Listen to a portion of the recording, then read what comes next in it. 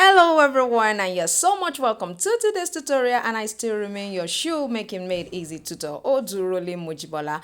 Thank you for joining me today, and I want to say thank you to all my subscribers. Thank you for every of your comments and your like. Thank you for 10,000 subscribers. Yuppie! Yes, in my last video I taught us how to create the upper for this particular men's slippers, and then today we're going to be bottoming it. I'm going to be showing you how to actually bottom it. Now I need you to know there's a price slash on all of my courses, and it will be going for just $5.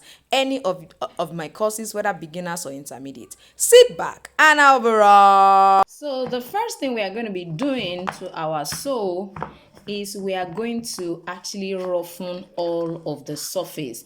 We are going to roughen all the smooth parts as well as this. You can see everywhere is smooth. You are going to take your time to use a very rough or coarse sandpaper, or use your grinding machine for all the edges, because that is what you need. You see, now there is difference. You see, when you can see the one that I've already started, grinding. See the way this place look like. See the way this one look like. So it will definitely change the surface and the look. So take your time to do that. If you cannot use your sanding machine to do the corner, you can see what I'm doing. That's what I'm going to sit down and do around all of them. I can now use my grinding machine since I have for the inner part, but for this other part I'm going to be using my sandpaper.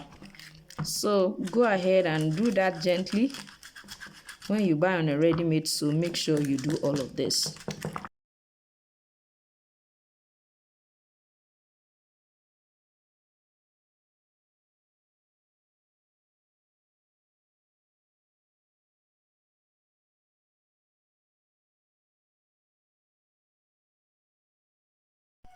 So after all of the brushing and scraping, I'm going to prime the surface.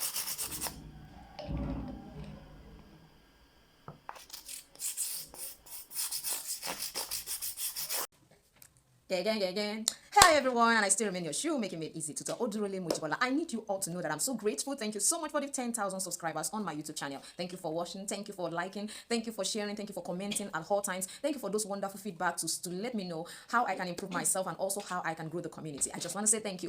And with this, we're going to be celebrating a price slash on every of my courses. I have about 4 courses, and we're going to be slashing all of the prices down to just $5. I'm sure you can see what it was before and what it will be now. This is just going to be between now and the 30th of November. So don't miss this for anything. Terms and conditions apply. Please read the terms and conditions so that you'll be taking the right step as regards this. Our December weekend class is going to be starting soon in December, the first weekend in December. The November class is still on. We're going to be having our last session by this coming weekend. So don't forget to join. It's a free class, so why don't you join? But a commitment fee of $3, which is 1,500.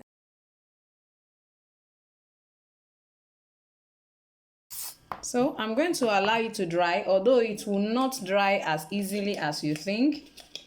But I'm going to go ahead and use my burner. If you have a hot S, you can use it to just heat it up just to dry it up. But I'm going to be using my cooking burner. I'll on it and show us how I'm going to actually just dry it up, so that all of this will be away, and I'll go ahead and apply my chemical gum. I'm going to be using chemical gum for my own for this particular one. And if you want to use the contact cement adhesive, you can. The chemical gum is also called transparent gum. So you can see what I have here. Let's go and quickly heat.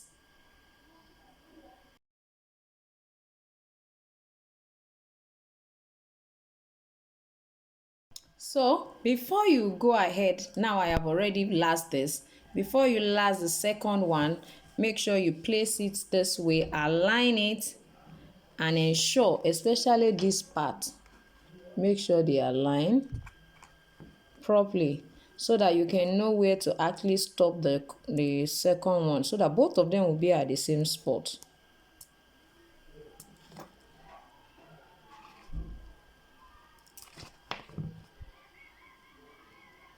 So that is very important.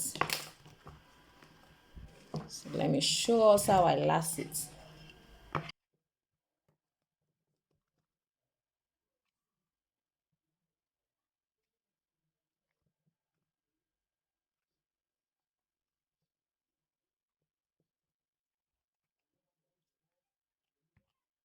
So because of course I've already checked the shoe and I'm sure it's the size, I can actually decide to use my shoe glue to just fix it, although I will be starting from the side.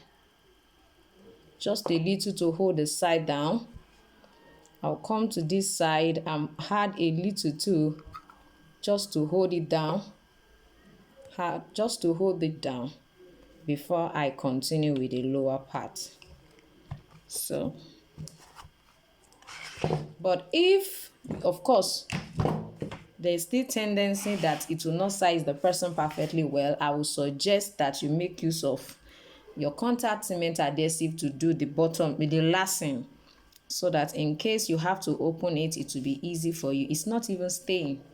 I think it's only this one that was able to stay. So I'm going to just make sure that you position it well and check what you marked. Pull it well, because that's very important. Pull it well. So now that I think I properly pull it, I can just put a drop just to hold it down there.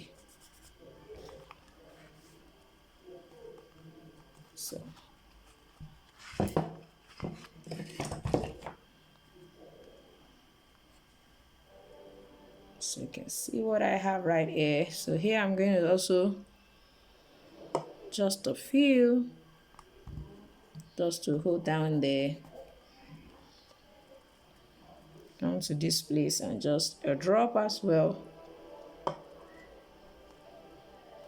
So you can see what I have right here. You can see what it looks like. So let's go to the lower part. Trim a bit.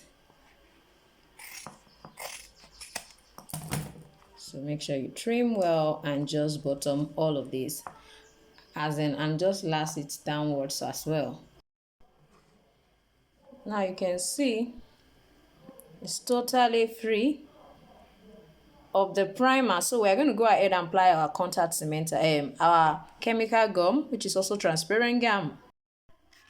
So don't forget to sandpaper all of this, just to roughen the surface a little bit. You can see what the chemical gum looks like. It's transparent. So you can see what it looks like. So apply all around.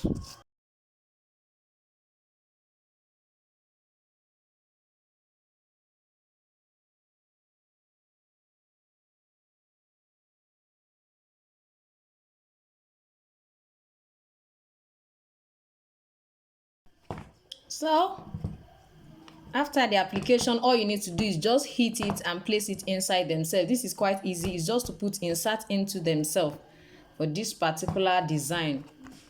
I don't know how come I forgot to actually cover the part where I'm bottoming it. I don't know. Honestly, I'm sorry for that. It's actually an omission.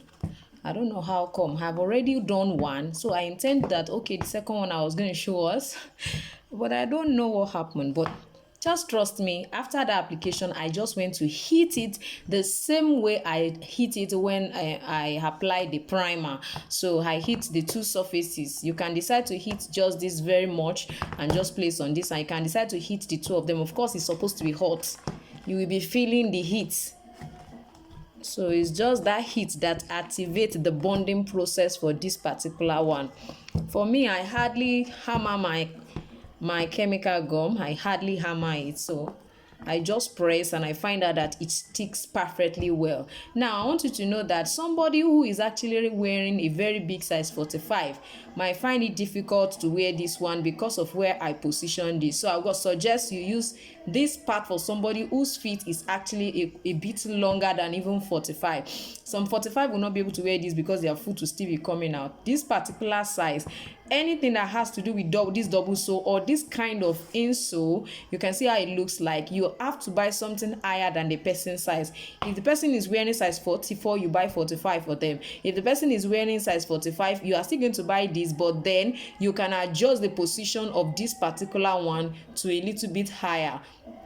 trusting that this side will be able to hold their foot without coming out actually, because you really need to be careful also of that. So majorly make sure you buy something higher than the person's size. So if person is wearing 40, buy 41 for them. Don't buy exactly the same size. If you buy exactly, their foot will be outside, because of the shape your foot is supposed to be perfectly inside this. It's so amazing that somebody wearing 43 will wear this one and be comfortable inside, because their foot will actually be right inside. So please make sure that you work on all of that. You can see what I have, you can see what we have here, and that's just all you need to do is just to do your thorough cleaning on all of the surface. Take your time to clean. I always take my time to clean as much as possible. After dusting all of this, try to use your polish to just finish them properly, and at the end of the day, you find out that you're having a good and a beautiful look. You can see what it looks like. Who will see this and not want to put money on top of it?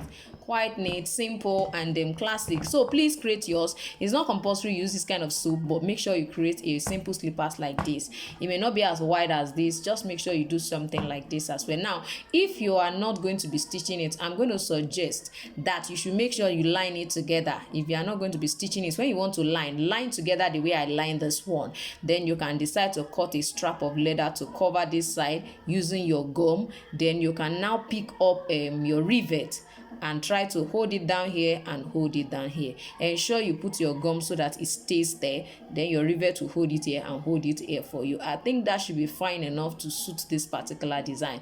Or you decide to unstitch just this part, you can unstitch just this part. You can actually do that. You can unstitch this part. So let me know if you know how to do your unstitch.